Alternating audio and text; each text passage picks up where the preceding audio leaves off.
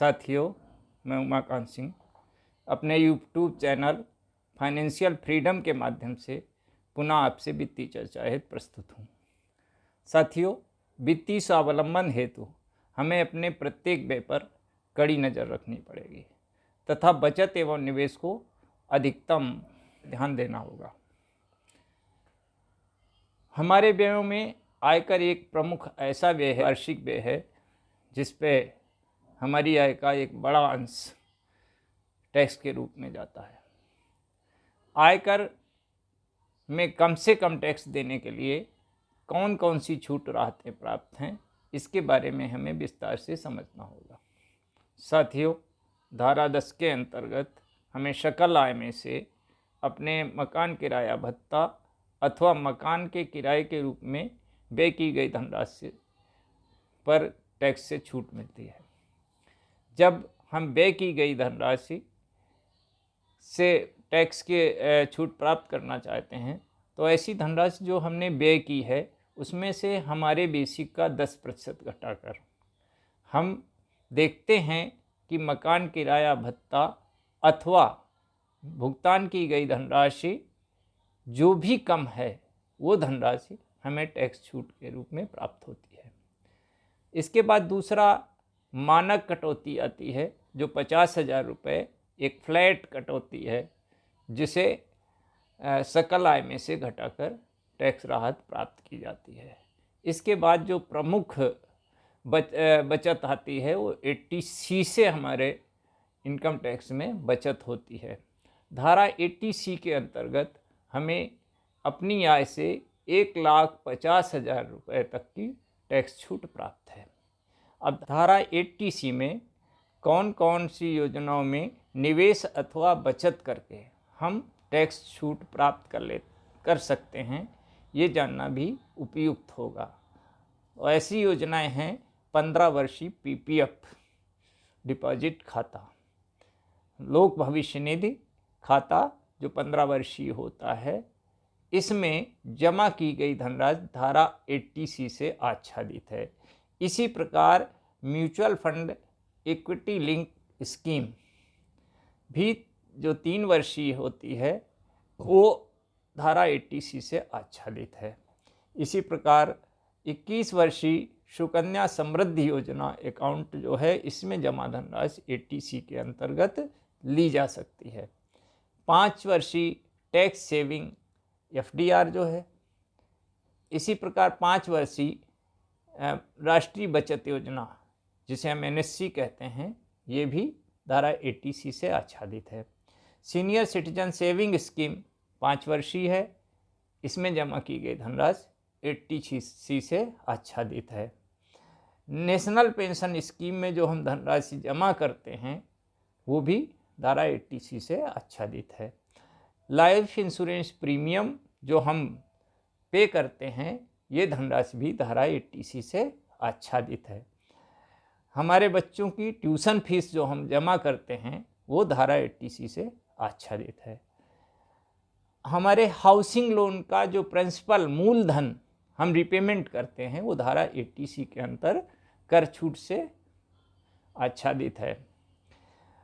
Deferred annuity plan link scheme जो होती हैं, ये जैसे जीवन धारा और जीवन अक्षय LIC द्वारा संचालित हैं, ये योजना में जमा धनराशि भी हमारी धारा 80C से आच्छादित है।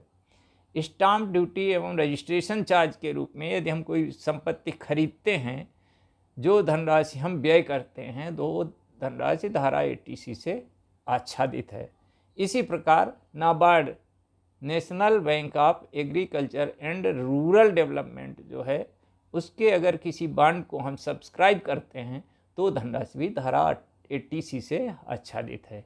लेकिन हमें ध्यान रखना होगा, इन सभी योजनाओं में कुल मिलाकर अधिकतम 1,50,000 तक की धनराशि 80C से आच्छादित है, जिस पर हम टैक्स छूट प्राप्त कर सकते हैं। अधिकांशतः 80C के बारे में हम सभी जानते हैं, लेकिन 80C से अतिरिक्त भी कुछ ऐसी धाराएं हैं जिनमें निवेश अथवा बचत करके व्यय करके हम वो टैक्स से छूट प्राप्त कर सकते हैं। जैसे एक धारा है 80TTA, इसके अंतर्गत सेविंग बैंक में निवेश से 10,000 तक की ब्याज की धनराशि कर मुक्त है। और इसी प्रकार 80TTB के अंतर्गत वरिष्ठ नागरिक को प्राप्त होने वाले ब्याज में 50,000 रुपये तक की धनराशि कर मुक्त है।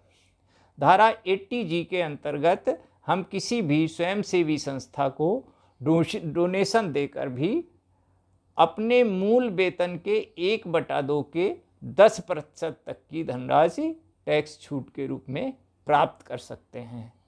इसी प्रकार धारा 80U डिसेबल कर्मचारी को उसके 40% विकलांग होने पर 75,000 रुपये तक की तथा 80% से अधिक अथवा मल्टीपल डिसेबिलिटी की स्थिति में 1,25,000 तक की धनराशि जो है टैक्स छूट मुक्त है।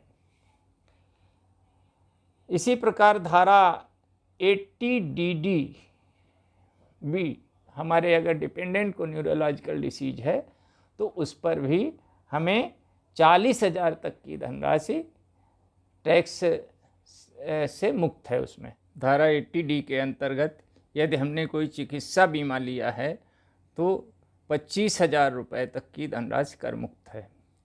इसी प्रकार धारा 80DD के अंतर्गत यदि हमारा कोई डिपेंडेंट विकलांग है तो उस यदि वो 40% से अधिक विकलांग है तो 75,000 रुपये तक, और यदि 80% से अधिक विकलांगता है तो 1,25,000 तक की आय जो है कर मुक्त है। इसी प्रकार धारा 80DDB के अंतर्गत यदि कोई डिपेंडेंट न्यूरोलॉजिकल डिसीज से ग्रस्त है तो उसकी चिकित्सा के लिए 40,000 तक की धनराशि कर मुक्त है।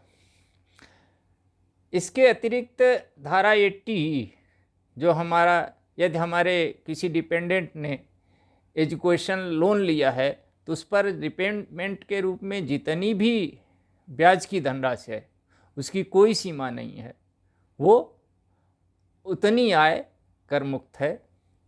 80E के अंतर्गत हमने यदि हाउस लोन लिया है तो वो हाउस लोन के रिपेमेंट पर 2 लाख तक की ब्याज की धनराशि जो वार्षिक हमने रिपेमेंट की है वो आयकर से मुक्त है। लेकिन ऐसी दशा में यदि इस धारा का लाभ हम उठाते हैं तो मकान किराया भत्ता पर दी गई छूट का लाभ प्राप्त नहीं होगा। और इसके अतिरिक्त धारा 80CCD1, 80CCD2 तथा 80CCD1B के अंतर्गत हमें 2 लाख तक की धनराशि आयकर से मुक्त है। लेकिन ये ध्यान देना होगा कि निवेश हमें NPS खाते में करना है। यदि हमने अपने वेतन के 10% की धनराशि NPS में जो हम निवेश करते हैं 1 लाख तक की सीमा तक, यह निवेशित धनराशि आयकर से मुक्त है। धारा 80CCD2 के अंतर्गत यदि 1 लाख से अधिक हमने धनराशि निवेश की है NPS में और वो हमारे मूल मासिक वेतन के 10% से कम है, ऐसी धनराशि यदि 50,000 अधिकतम 50,000 तक कर मुक्त है।